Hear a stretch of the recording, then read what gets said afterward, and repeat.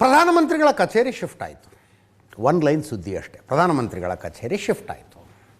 But ಇದು ಸುದ್ದಿ ಅಷ್ಟೇ ಅಲ್ಲ. ಇದು ಬ್ರಿಟಿಷರು 126 ವರ್ಷಗಳ ಹಿಂದೆ ಕಟ್ಟಿದ ಕಟ್ಟಡದಲ್ಲಿ ಸ್ವಾತಂತ್ರ್ಯ ಬಂದ ನಂತರವೂ ಇದುವರೆಗೂ ನಮ್ಮನ್ನು ಆಳಿದ ಅಷ್ಟು ಪ್ರಧಾನಿಗಳು ಕೆಲಸ ಮಾಡ್ತಾ ಇದ್ದರು.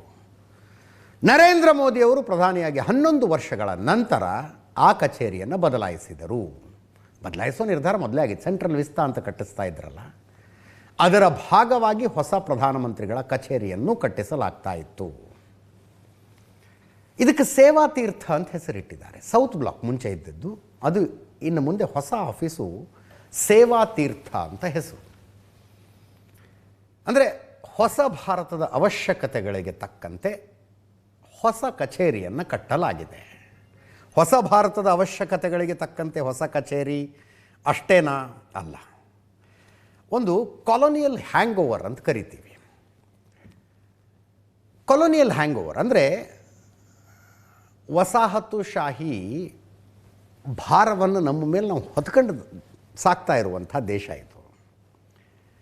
ಅದನ್ನು ಈ ಮಾತು ಹೇಳುವಾಗ ನಮ್ಮ ಬಗ್ಗೆನೂ ಬೇಜಾರಾಗುತ್ತೆ. ನಮ್ಮಂದ್ರೆ ಪತ್ರಕರ್ತರ ಬಗ್ಗೆನೂ ಬೇಜಾರಾಗುತ್ತೆ. ಯಾಕೆ ನ್ಯೂಸ್ ಓದುವಾಗೆಲ್ಲ ಕೋಟ್ ಹಾಕ್ಕೊಂಡೇ ಕೂತ್ಕೋಬೇಕು ಅಂತ. ಕೋಟ್ ಹಾಕ್ಕೊಂಡು ಹಿಂಗೆ ಯಾಕೆ ಕೂತ್ಕೋಬೇಕು, ಟೈ ಕಟ್ಕೊಂಡು ಯಾಕೆ ಓಡಾಡಬೇಕು? ಬಿಡಿ, ಅದು ನಡ್ಕೊಂಡು ಬರ್ತಾ ಇದೆ. ಯಾವತ್ತೋ ಒಂದು ದಿವಸ ಬದಲಾಗತ್ತೆ, ಎಲ್ಲವೂ ಬದಲಾಗತ್ತೆ. ಈ ಕೊಲೋನಿಯಲ್ ಹ್ಯಾಂಗ್ ಓವರ್ನಿಂದ ಹೊರಗೆ ಬರಬೇಕು ಅನ್ನುವಂಥ ಪ್ರಯತ್ನ ಹಿಂದಲಿಂದನೂ ನಡೀತಾ ಇದೆ. ಈ ಸರ್ಕಾರದ ಒಂದು ವಿಶೇಷ ಪ್ರಯತ್ನ ಇದೆ. ಅನೇಕ ರಸ್ತೆಗಳ ಹೆಸರು ಬದಲಾಯಿಸಿದ್ದು, ಜಾಗಗಳ ಹೆಸರು ಬದಲಾಯಿಸಿದ್ದು, ಸೆಂಟ್ರಲ್ ವಿಸ್ತಾ ಕಟ್ಟೋದಕ್ಕೆ ಕಟ್ಟಿದ್ದು, ಇವೆಲ್ಲವೂ ಕೂಡ ಆ ಬ್ರಿಟಿಷ್ ವಸಾಹತುಶಾಹಿ ಪಳಿಯುಳಿಕೆಯಿಂದ ದೇಶವನ್ನು ಹೊರಗೆ ತರುವ ಭಾಗ. ಮತ್ತಿನ್ನು ಈಗಾಗಲೇ ಇದ್ದಂಥ ಪ್ರಧಾನಮಂತ್ರಿ ಕಚೇರಿನ ಏನು ಮಾಡ್ತಾರೆ? ಅದೊಂದು ಮ್ಯೂಸಿಯಂ ಆಗುತ್ತೆ. ಈಗ ಹಳೆ ಪಾರ್ಲಿಮೆಂಟ್ ಭವನ ಕೂಡ ಮ್ಯೂಸಿಯಂ ಇನ್ನು ಮುಂದೆ. ಅದೇ ರೀತಿಯಲ್ಲಿ ಪ್ರೈಮ್ ಮಿನಿಸ್ಟರ್ ಆಫೀಸು ಕೂಡ ಮ್ಯೂಸಿಯಂ ಆಗುತ್ತೆ. ಸೇವಾ ತೀರ್ಥದ ಆ ಒಟ್ಟಾರೆ ಸಂಕೀರ್ಣವನ್ನು, ಕಾಂಪ್ಲೆಕ್ಸನ್ನು ಇವತ್ತು ಪ್ರಧಾನಿ ನರೇಂದ್ರ ಮೋದಿ ಉದ್ಘಾಟನೆ ಮಾಡಿದ್ರು. ಅದರ ಗೋಡೆ ಮೇಲೆ ದೇವನಾಗರಿ ಲಿಪಿಯಲ್ಲಿ, ಅಂದರೆ ನೀವು ಹಿಂದಿ ಅಂತೀವಲ್ಲ, ದೇವನಾಗರಿ ಲಿಪಿಯಲ್ಲಿ ನಾಗರಿಕ ದೇವೋಭವ ಅಂತ ಬರೆಯಲಾಗಿದೆ. ನಾಗರಿಕ ದೇವೋಭವ ನೋಡಿ, ಮಾತೃದೇವೋಭವ, ಪಿತೃದೇವೋಭವ, ಆಚಾರ್ಯ ದೇವೋಭವ ಇವೆಲ್ಲವೂ ಹೇಳ್ತೀವಿ. ಅತಿಥಿ ದೇವೋಭವ ಅಂತೀವಿ. ತಾಯಿ ದೇವರು, ತಂದೆ ದೇವರು, ಗುರುದೇವರು, ಅತಿಥಿ ದೇವರು. ಈಗ ಇದರ ಮೇಲಿರೋದು ನಾಗರಿಕನೇ ದೇವರು. ಸೆಂಟ್ರಲ್ ವಿಸ್ತಾ ಅಂತೇನು ಕಟ್ತಾ ಇದ್ರಲ್ಲ, ಆ ಯೋಜನೆಯ ಭಾಗವಾಗಿ ಹೊಸ ಪ್ರಧಾನಮಂತ್ರಿ ಕಚೇರಿ ನಿರ್ಮಾಣ ಆಗಿರೋದು. 1189 ಕೋಟಿ ರೂಪಾಯಿ ಟೋಟಲ್ ಖರ್ಚಾಗಿದೆ ಇದಕ್ಕೆ.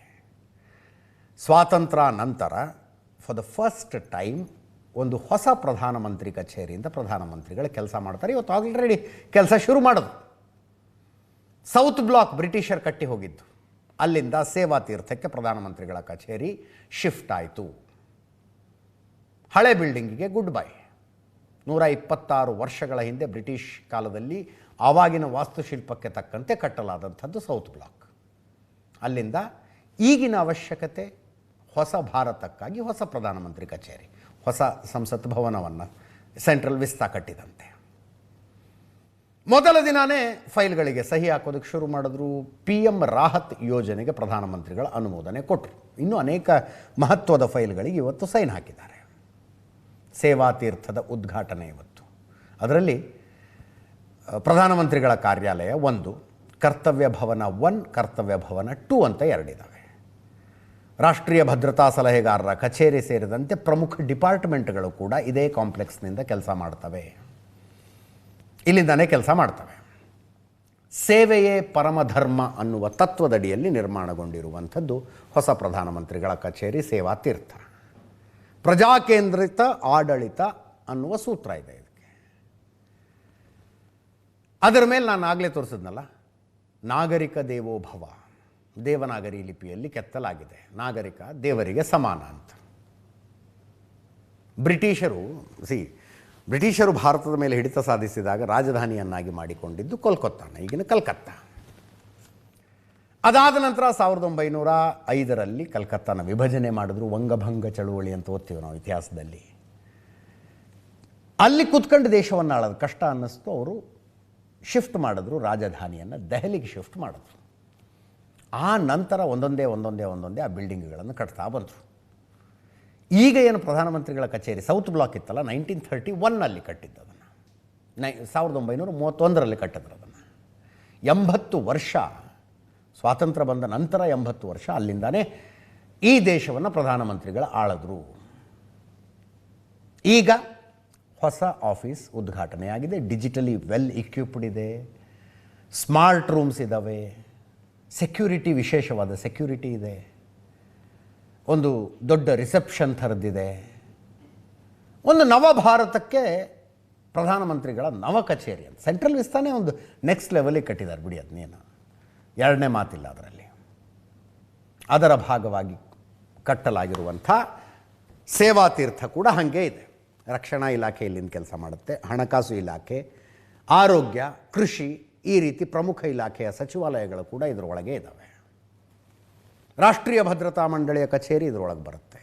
ರಾಷ್ಟ್ರೀಯ ಭದ್ರತಾ ಸಲಹೆಗಾರರು, ಪ್ರಧಾನಮಂತ್ರಿಗಳ ಭದ್ರತಾ ಸಲಹೆಗಾರರು ಇಲ್ಲಿ ಕೂತ್ಕೊಳ್ತಾರೆ. ಒಟ್ಟು 2,26,203 ಸ್ಕ್ವೇರ್ ಫೀಟ್ ಬರುತ್ತೆ, ಸ್ಕ್ವೇರ್ ಫೀಟ್. ಇನ್ನು ಮುಂದೆ ಸೌತ್ ಬ್ಲಾಕ್ ಮತ್ತು ನಾರ್ತ್ ಬ್ಲಾಕ್ನ ಆಫೀಸ್ಗಳು ಮ್ಯೂಸಿಯಂ ಆಗ್ತವೆ. 2024 ಡಿಸೆಂಬರ್ 19ನೇ ತಾರೀಕು ಫ್ರಾನ್ಸ್ನ ಮ್ಯೂಸಿಯಂ ಅಭಿವೃದ್ಧಿ ಸಂಸ್ಥೆಯ ಜೊತೆಗೆ ಒಂದು ಒಪ್ಪಂದ ಆಗಿದೆ. ಅವನ್ನೆಲ್ಲ ಮ್ಯೂಸಿಯಂ ಮಾಡೋದಕ್ಕೆ ಆ ಕೆಲಸ ಕೂಡ ಶುರುವಾಗತ್ತೆ.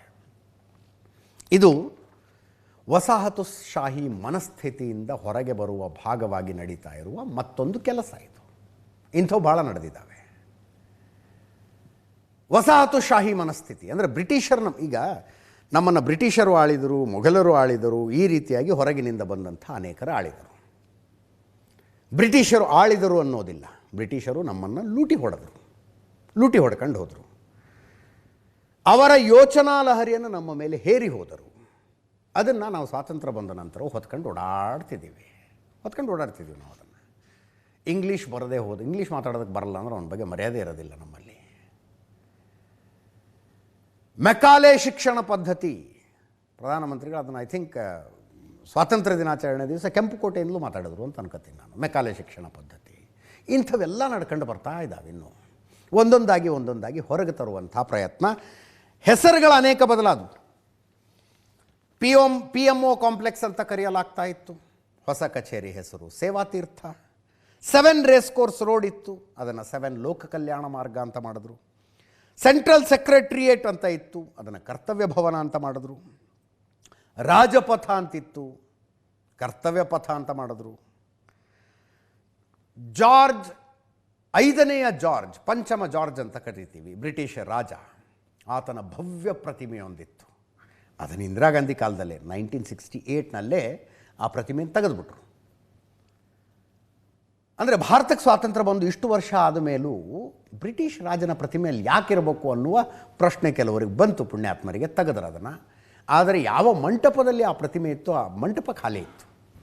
ಅಲ್ಲಿ ನೇತಾಜಿ ಸುಭಾಷ್ ಚಂದ್ರ ಬೋಸರ ಭವ್ಯ ಪ್ರತಿಮೆಯೊಂದನ್ನು ನಿರ್ಮಿಸಿ ನಿಲ್ಲಿಸಲಾಯಿತು.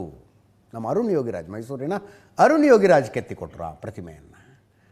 ಇವೆಲ್ಲವೂ ಕೂಡ ಕೊಲೋನಿಯಲ್ ಮೈಂಡ್ಸೆಟ್ನಿಂದ ಹೊರಗೆ ಬರುವ ಪ್ರಯತ್ನದ ಭಾಗವಾಗಿ ನಡೆದಂಥವು. ಅದರ ಮುಂದುವರಿದ ಭಾಗ ಸೇವಾತೀರ್ಥ, ಹೊಸ ಕಚೇರಿ. ಪ್ರಧಾನಮಂತ್ರಿ ರಾಹತ್ ಯೋಜನೆಗೆ ಸಹಿ ಹಾಕಲಾಯಿತು. ಏನು ಪ್ರಧಾನಮಂತ್ರಿ ರಾಹತ್ ಯೋಜನೆ? ಆಕ್ಸಿಡೆಂಟ್ ಆಗಿದೆ ಅಂಥೇಳಿ ಯಾರನ್ನಾರು ಹಾಸ್ಪಿಟ್ಲಿಗೆ ಕರ್ಕೊಂಡು ಹೋದರೆ ಇಮ್ಮಿಡಿಯೇಟ್ ಟ್ರೀಟ್ಮೆಂಟ್ ಕೊಡಬೇಕು. 1.5 ಲಕ್ಷ ರೂಪಾಯಿಯ ತನಕ ಸರ್ಕಾರ ಪೇ ಮಾಡುತ್ತೆ. ಕ್ಯಾಶ್ಲೆಸ್ ಟ್ರೀಟ್ಮೆಂಟ್, ಪ್ರಧಾನಮಂತ್ರಿ ರಾಹತ್ ಯೋಜನೆ. ಲಖಪತಿ ದೀದಿ ಅಂದರೆ ಗೃಹಿಣಿಯರನ್ನು ಲಕ್ಷಾಧೀಶರನ್ನಾಗಿಸುವ ಒಂದು ಯೋಜನೆ ಈಗಾಗಲೇ ಇದೆ. ಲಖಪತಿ ದೀದಿ ಅಂದರೆ ಬೇರೆ ಬೇರೆ ಸ್ವಂತ ಉದ್ಯೋಗದ ಮೂಲಕ ಅವರಿಗೆ ಒಂದು ಹಣಕಾಸು ಪ್ರಾಬಲ್ಯ ಬರುವಂತೆ ಮಾಡುವಂಥ ಒಂದು ಯೋಜನೆ. ಅದರ ಗುರಿಯನ್ನು ಡಬಲ್ ಮಾಡಿದ್ರು.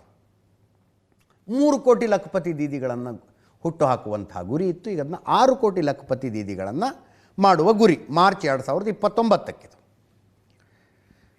2027ಕ್ಕೆ 3 ಕೋಟಿ ಲಖಪತಿ ದೀದಿಗಳನ್ನು ಹುಟ್ಟು ಹಾಕೋ ಗುರಿ ಇತ್ತು. ಆ ಗುರಿ ಈಗಾಗಲೇ ಅಚೀವ್ ಆಗಿದೆ.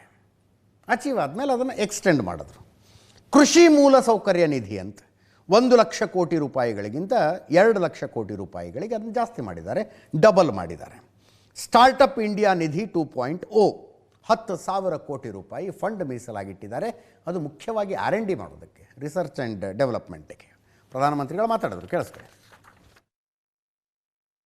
साउथ ब्लॉक और नॉर्थ ब्लॉक जैसी इमारतें जहां ब्रिटिश हुकूमत की सोच को लागू करने के लिए बनी थी, वहीं आज मैं गर्व के साथ कह सकता हूं कि सेवा तीर्थ और कर्तव्य भवन जैसे नए परिसर भारत की जनता की आकांक्षाओं को पूरा करने के लिए बने हैं. यहां से जो फैसले होंगे वो किसी महाराजा की सोच को नहीं, 140 करोड़ देशवासियों की अपेक्षाओं को आगे बढ़ाने का आधार बनेंगे. इसी अमृत भावना के साथ आज मैं ये सेवा तीर्थ, एक कर्तव्य भवन भारत की जनता को समर्पित कर रहा हूं.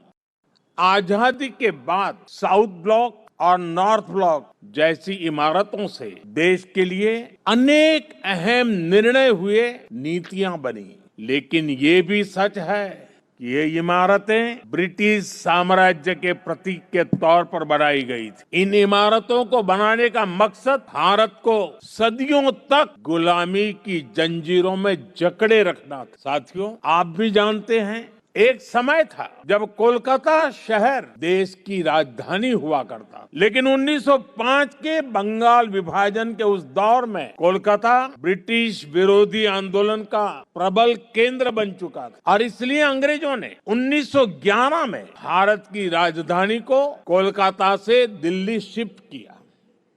आजादी के बाद ಕೊಲೋನಿಯಲ್ ಮೈಂಡ್ಸೆಟ್ನಿಂದ, ವಸಾಹತುಶಾಹಿ ಮನಸ್ಥಿತಿಯಿಂದ ದೇಶ ಹೊರಗೆ ಬರಬೇಕು ಅನ್ನುವ ತುಡಿತ ಉಳಿದೆಲ್ಲರಿಗಿಂತಲೂ ಹೆಚ್ಚು ಪ್ರಧಾನಿ ನರೇಂದ್ರ ಮೋದಿಯವರಿಗಿದೆ. ಕಲ್ಕತ್ತಾದಿಂದ ಬ್ರಿಟಿಷರು ದೆಹಲಿಗೆ ರಾಜಧಾನಿಯನ್ನು ಬದಲಾವಣೆ ಮಾಡಿದರು. ಆ ದೆಹಲಿ ಬಿಟ್ಟು ಬೆಂಗಳೂರು ಕಡೆ ಏನಾದರೂ ನ್ಯಾಷನಲ್ ಕ್ಯಾಪಿಟಲ್ನ ಶಿಫ್ಟ್ ಮಾಡಿಬಿಟ್ರೆ ಇನ್ನೂ ಹೆಚ್ಚಿನ ವೇಗದಲ್ಲಿ ಕೊಲೋನಿಯಲ್ ಮೈಂಡ್ಸೆಟ್ಟಿಂದ ಭಾರತವನ್ನು ಹೊರಗೆ ತರಬಹುದು ಅಂತ ಅನಿಸುತ್ತೆ. ಪ್ರಧಾನಮಂತ್ರಿಗಳು ಅದರ ಬಗ್ಗೆ ಒಂದು ಯೋಚನೆ ಮಾಡಬೇಕು. ದಿಲ್ಲಿನೇ ಯಾಕಿರ್ಬೇಕಪ್ಪ ರಾಷ್ಟ್ರ ರಾಜಧಾನಿ? ಬ್ರಿಟಿಷರು ಮಾಡಿಟ್ಟು ಹೋಗಿರೋದು. ಬನ್ನಿ ಇದನ್ನೆಲ್ಲರೂ ಬೆಂಗಳೂರು ಕಡೆ ಶಿಫ್ಟ್ ಮಾಡೋಣ ಅನ್ನೋ ಆಲೋಚನೆ ಒಂದೇನಾದರೂ ಮಾಡಿದ್ರೆ ಚೆನ್ನಾಗಾಗತ್ತೆ.